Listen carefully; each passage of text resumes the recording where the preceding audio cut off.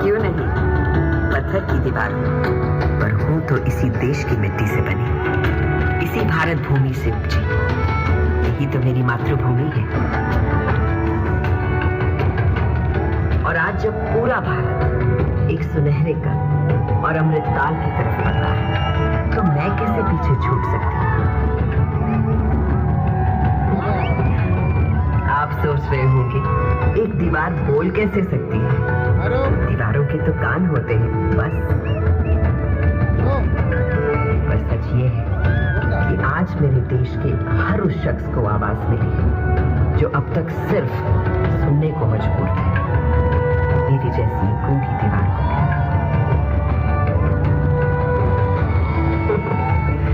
ऐसा नहीं कि सुनहरा समय मेरी मातृभूमि ने पहली बार देखा। मेरा भारत तो हमेशा से सोने की चिड़िया कहलाता था और एक के बाद एक कई स्वर्णिम काल देखता रहा है। अब मेरी जन्म कुंडली ही देख लीजिए।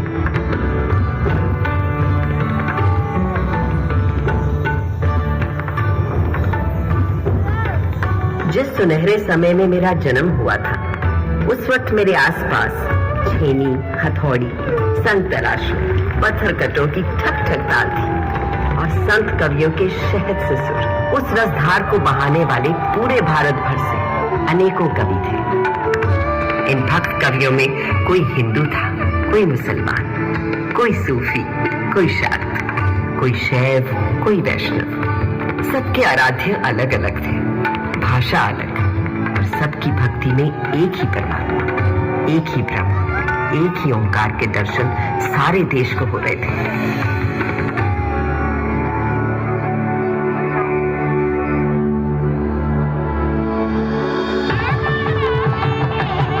यही तो दिखता है हमारे देश के त्योहारों में, जब एक ही दिन, एक ही मुहूर्त, जैसे मकर संक्रांति पर खिलाते हैं अलग अलग उत्सव रंग।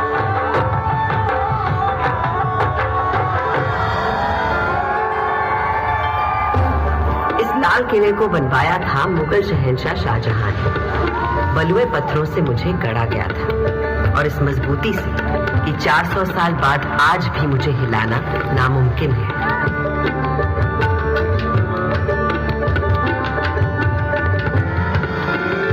बिल्कुल उसी तरह जैसे है मेरे देश के विचार, सिद्धांत, उसूल।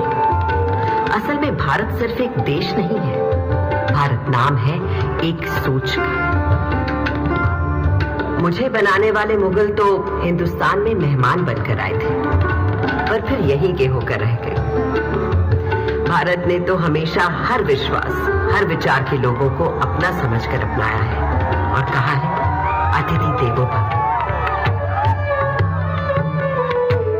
मगर उससे भी बहुत पहले भारत ने कई स्वर्णिम युग देखे थे, जैसे था हमारे देश का वैदिक युग। सरित सरस्वती नदी के तीर बैठे जब ऋषि मुनि गंभीर, समिधा अग्नि आहुति और यज्ञ तपस्या कर हुए सब प्रज्ञ।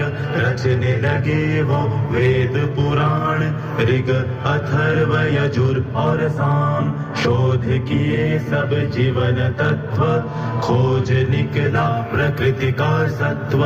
जीवात्मा परमात्मा है एक, माया भ्रम से लगे अनेक। आत्मा अजर अमर अछेद, अनादि अनंत अखंड अभेद।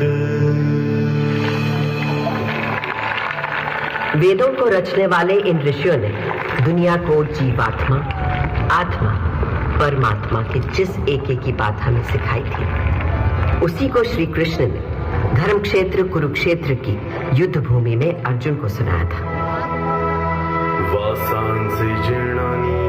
जैसे पुराने कपड़ों को उतारकर मनुष्य नए कपड़े पहन लेता है, उसी प्रकार आत्मा भी पुराने शरीर को त्याग कर नया शरीर धारण करती है। इस आत्मा को ना तो शस्त्र काट सकता है और ना आग इसे जला सकती है, ना इसे पानी भिगा सकता है और ना ही हवा उसे सुखा सकती है। तब से आज तक आत्मा की संस्कृति ही भारतीय संस्कृति की आत्मा है और ओम की ध्वनि उस परम ब्रह्म का स्वरूप।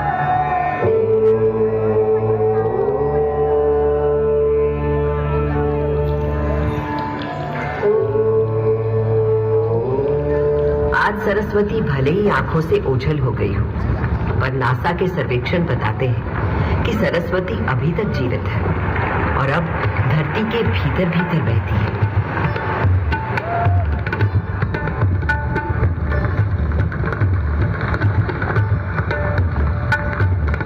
मगर मेरे देश की शुरुआत तो उस वैदिक युग से भी पहले की है।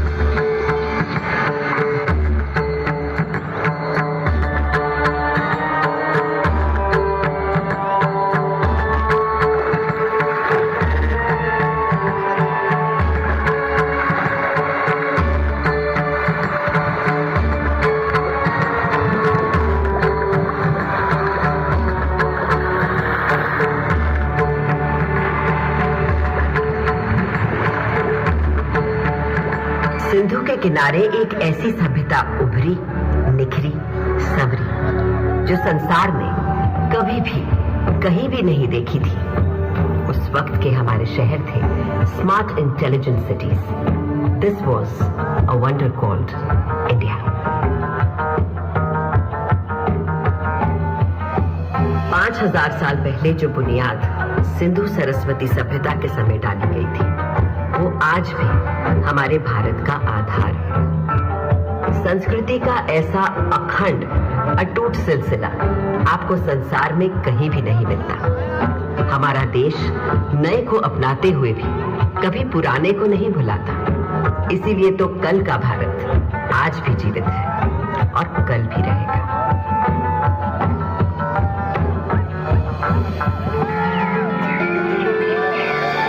एक और बड़ी विशेषता है मेरे भारत की, सत्य की खोज। भारत नाम का अर्थ ही है हाँ यानी प्रकाश, और उसकी खोज में लगा हुआ व्यक्ति। प्रकाश यानी सत्य की खोज में केवल योगी, मुनि, ऋषि ही नहीं, सुख सुविधा में पले बढ़े राजा राजकुमार भी किसी से कम नहीं रहे।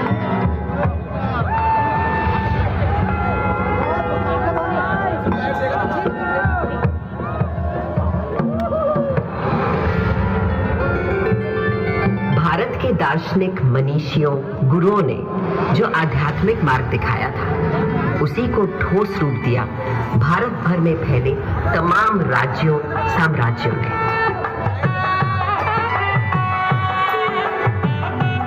दूसरी तरफ थे हमारे अभूतपूर्व वैज्ञानिक, गणितज्ञ, खगोल शास्त्री और वैद्य।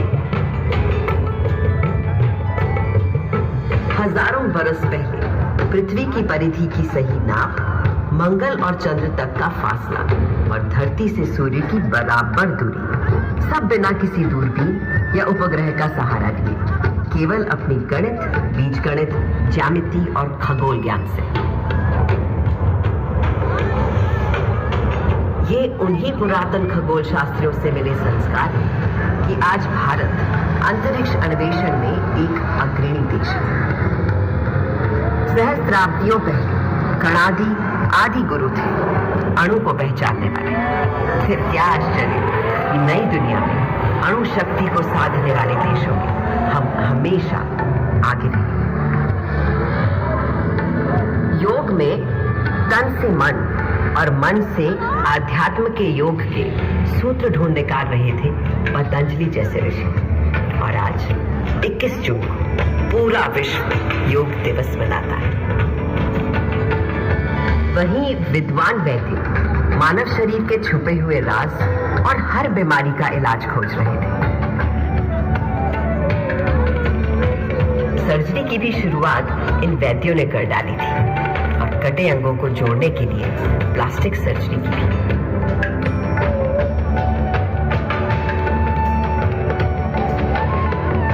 इन भारतीय वैद्यों से मिली प्रेरणा ही तो है कि कोविड आने पर आत्मनिर्भर भारत ने कुछ ही महीनों में खुद बीमारी का टीका बनाकर 1 साल के अंदर टीके लगा डाले।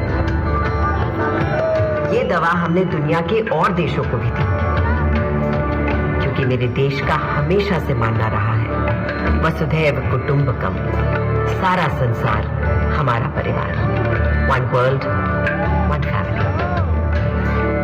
तभी से भारत सोने की चिड़िया कहलाता था और यहाँ का बेहतरीन, बेशकीमती, बेमिसाल माल और हिंदुस्तानी हुनर कारीगरी के नमूने दुनिया भर में जाते और लोगों को रिझाते थे। संसार को तमाम सामान ही नहीं, षट दर्शन और 4 धर्म देने वाले भारत पर कई लोगों की बुरी नजर लगी हुई थी।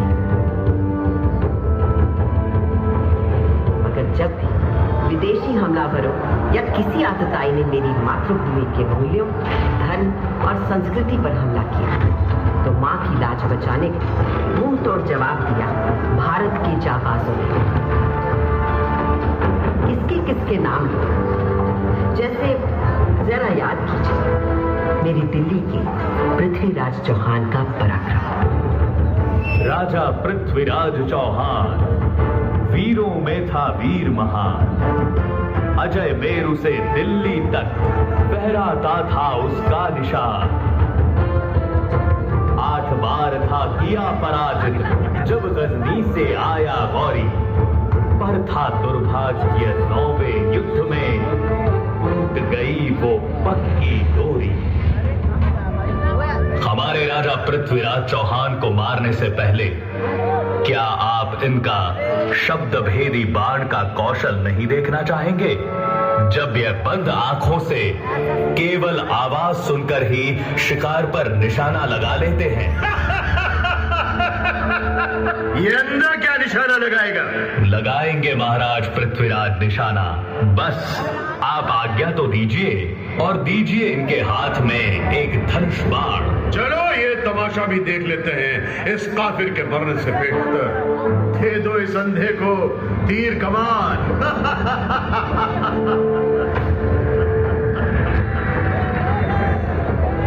4 बांस 24 गज अंगुल अष्ट प्रमाण, दाऊ पर सुल्तान है मत चूक्यो चौहान।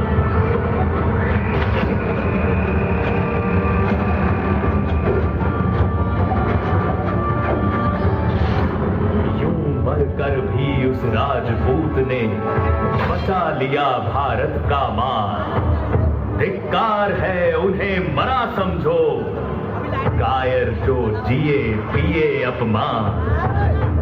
इन वीरों के बलिदानों से ही भारत है आज बना महान। भारत के दुश्मन कभी समझ ही नहीं पाए कि वो हमारे शरीर को घायल कर सकते हैं, मार सकते हैं, पर वो भारत की आत्मा को कभी नहीं मार पाएंगे।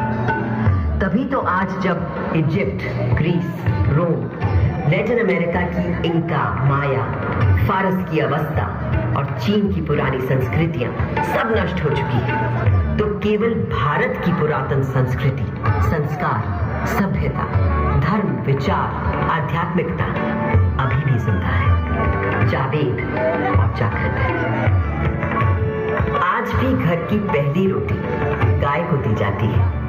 आज भी सुबह सुबह लोग चींटियों को आटा खिलाते हैं। हर घर, आंगन, पोल में चिड़ियों के लिए दाना पानी रखा जाता है। आज भी हम पेड़ों, प्रकृति, निसर्ग को किसी देवता सा पूजते हैं और नदियों को मां मानते हैं। और ये सब तब से जब किसी ने एनवायरमेंटल बैलेंस और क्लाइमेट चेंज का नाम भी नहीं सुना था। मेरे भारत पर एक काला साया तब पड़ा जब गोरे अंग्रेजों ने छल बल से हमें अपना गुलाम बना लिया। ये सूरत गैरतमंद हिंदुस्तानियों को कतई कबूल नहीं थी। सन था 1857।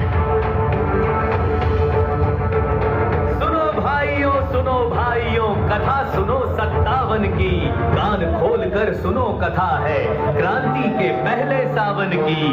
अंग्रेजों की धूप कड़ी थी, धरती पर थी आफत, 57 की गर्मी पाकर खिल उठी थी बगावत। सारे भारत में आग लगी थी, क्या झांसी क्या अंबाला, पंजाब बिहार अवध झारखंड, दिल्ली हो या बंगाला।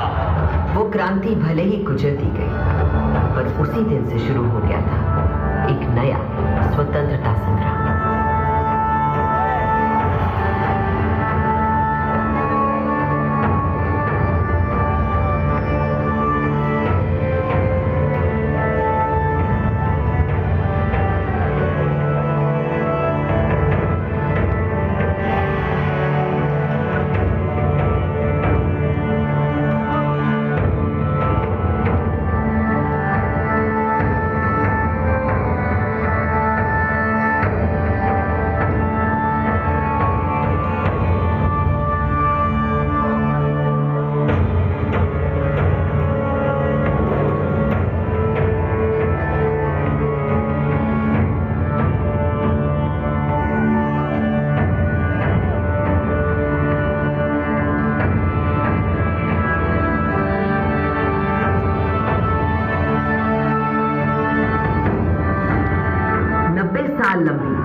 जंग आजादी के बाद जब मेरे भारत ने 15 अगस्त 1947 को स्वतंत्रता पाई, तो उस दिन सदियों की गुलामी के बाद मेरे लाल किले पर भी आजाद भारत का परचम लहराया गया था। उस दिन से आज तक देश के 14 प्रधानमंत्री हर वर्ष स्वतंत्रता दिवस को यहाँ आते हैं, और जब देश का गौरवशाली तिरंगा फहराते हैं तो मैं गर्व से और तन जाती हूँ।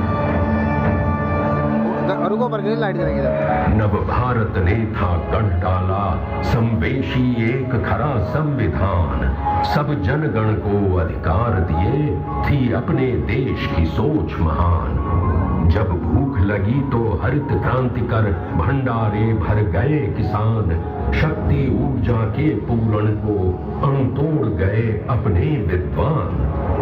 देश की रक्षा करने को मुस्तैद हैं अपने वीर जवान, हर सीमा पर हैं डटे खड़े, हो बर्फ पहाड़ या रेगिस्तान। जब प्यास लगी तो दूध की नदियां बहा गए अपने ग्वाले, आकाश अंतरिक्ष छूने को बढ़ चले अपने इसरो वाले। छुआ चंद्र कभी कभी मंगल ग्रह, ऐसे हैं मंसूबे अपने। भारत है करने आज खड़ा अपने पूरे सारे सपने। इस हिंदुस्तान की छिपी शक्ति अब ये दुनिया पहचानेगी, और विश्व गुरु इस भारत को सारी ही दुनिया मानेगी।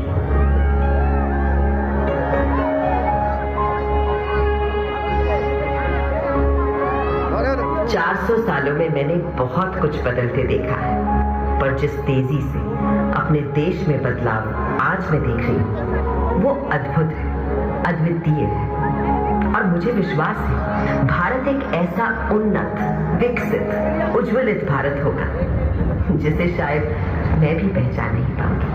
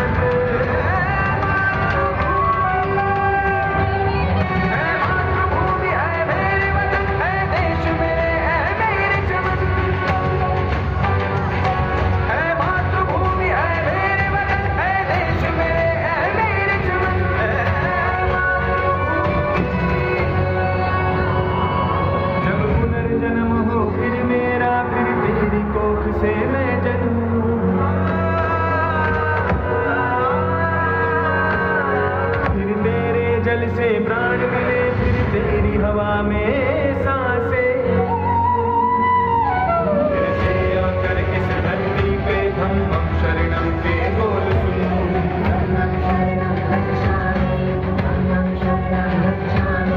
शांति अहिंसा और सत्य के शुभ रस्ते पर ही मैं चलूं।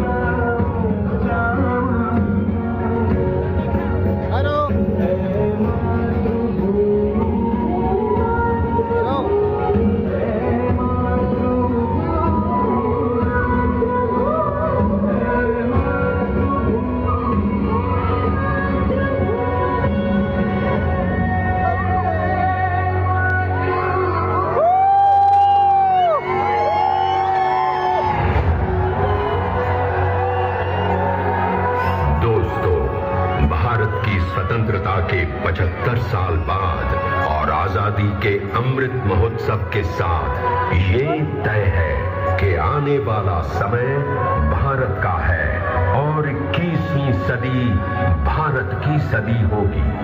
आज भारत देश के पास कुछ कर गुजरने का मौका है। आज हम सबके पास अपने हुनर, हौसले, हिम्मत को सामने लाने का मौका है।